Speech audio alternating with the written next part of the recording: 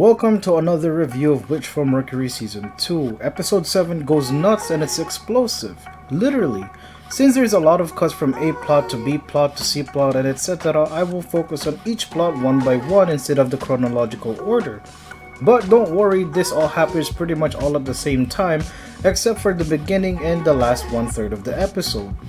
Myorine Guel arrives on Earth and Kenanji openly expresses his hatred for Earth, while Prospera on the other hand secretly initiates her mysterious plan. Martin is living the dreams of every degenerate by being able to touch Cecilia's feet and getting a taste of her lollipop? Can we rephrase that line? Yeah, that line. No? Why? Oh. You're one of them. Okay. Well, it turns out she wasn't working for anyone and just wanted to blackmail him, which sucked. She does a great job of helping Martin assure his thoughts and decisions regarding Nika and sets off to tell the Earthian house about it. In today's episode of Watching Nature Do Nature Things, just like a real tanuki, Suletta comes out of hibernation to rummage the freezer for food, finding some frozen ham. She gets caught by a pink-haired chihuahua and gets invited for breakfast with everyone. For reals though, I don't know or I don't remember if I said this before, but Suletta with no hair ties looks gorgeous. Everyone is in disbelief when Martin confessed everything about Nika, how she was cooperating with a terrorist this whole time and how he was the one who reported her. Everyone kind of forgave her though, knowing that she might have only done it because it was the only way. They insist to wait for her explanation as my man Till said so. Till is one of my favorite Earthians because while he seems quiet all the time, when he speaks it's of knowledge and wisdom. He was also the one who helped Suletta speak her voice to Myorine after she made a tomato out of a person back in episode 12. Suletta realizes something at this moment that she will fully find out by the end of the episode. Greeted by enraged Earthians, they arrived at the meeting place in Quinn Harbor. Myorine's negotiation with the Earthian representatives starts off rough because of their resentment about what happened to their fellow Earthians after the attack on Planchetta. 1,529 dead or missing and some were arrested with no cause. However, when Myorine showed them the prosthetic limbs made by the Earthian students under the company she was running, it all started to look bright until the near end of the episode. She was also watching the advertisement they made just to show that she does miss Suletta a lot too. So she does have a heart. While Myorine was taking care of business, Guel meets the kid Sedu Wanchet, the one who was looking after him while being held captive by Donna Fold. Wanting to attend Astacasia's School of Technology just like the prince led them to believe that Shadik is complying with the Earthian terrorists that attacked both Planchetta and the school.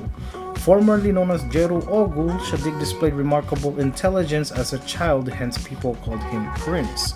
According to Kenanji though, basically only people from Donofol calls him Prince. Needing hard evidence, Guel and Kenanji heads back to space to look for Sirius at Grassley House to confirm this accusation. This debunks my theory that Guel will get Orgad on Earth, which is a good thing cause he fits the role as head of the Benerit group more than anyone.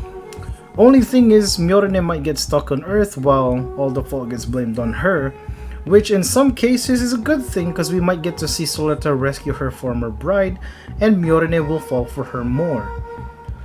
So if that's the case, what will Suletta pilot? That's right, this guy. I still can't pronounce his name, since he seems to be the only one who's battle ready and could possibly stand a chance against Ariel, I think. Ellen sticks his nose where it doesn't belong again, so Norea tries to kill him but ends up breaking down, finally showing some heavy emotions and grief towards Sophie's death, admitting that she's scared of being alone and death itself.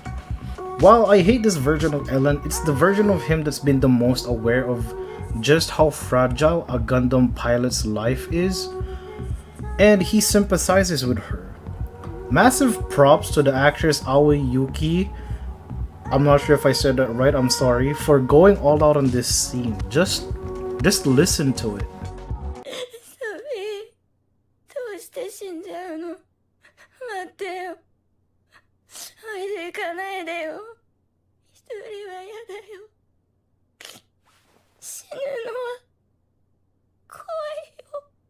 Belmiria learns that Old Earth Corporation is still active and is making Gundams after Fang told her that Rubris, Thorn, and Ur was made by them. She also mentions that the corporation who was secretly supporting them was the Space Assembly League itself, in hopes to suppress the Benerit group. Prospera hacks attack and orders it to fire close to her, making it seem like the Earthians fired first, so they have the right to retaliate. Prospera finds more Gundams made by OEC and destroys them. Under high tension and fear for their lives, the Spatians finally fired back, which triggered the war to fully break down, turning Quinn Harbor into a massive battlefield. The negotiation Mjolnir was working on pops like a bubble, the news about the war spreads like wildfire, and as everyone is watching the news, Suletta finally fully understands what Eri meant. She doesn't want her to be involved in what Prospera will do because she knows that Prospera will be taking countless lives. Let me explain something real quick.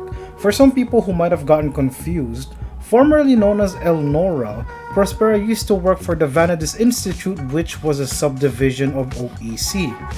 So why is Prospera fighting against them, even though she has history with them and the people that she should be fighting are the Spatians? Well, it's because of Quiet Zero. She highly believes that the project could give Eri her freedom. Shadiq is now aware that Prospera is onto them, so he's also on the move. The episode has started the rising action of the story, and I believe that we have like 5 more episodes before the whole series ends.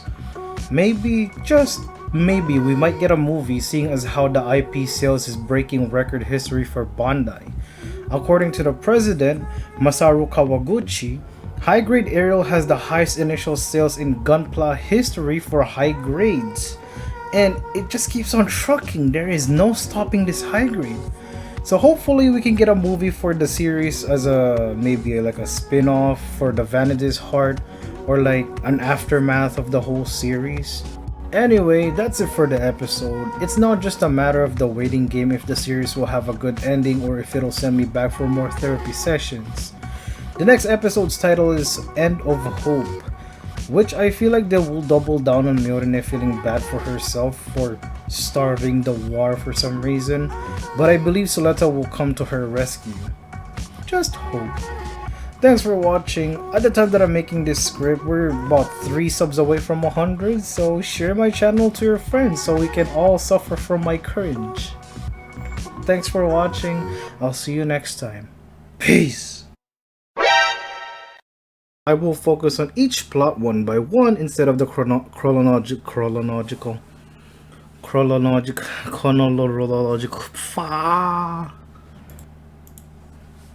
Everyone is in the... Oh, I already read that. Damn it.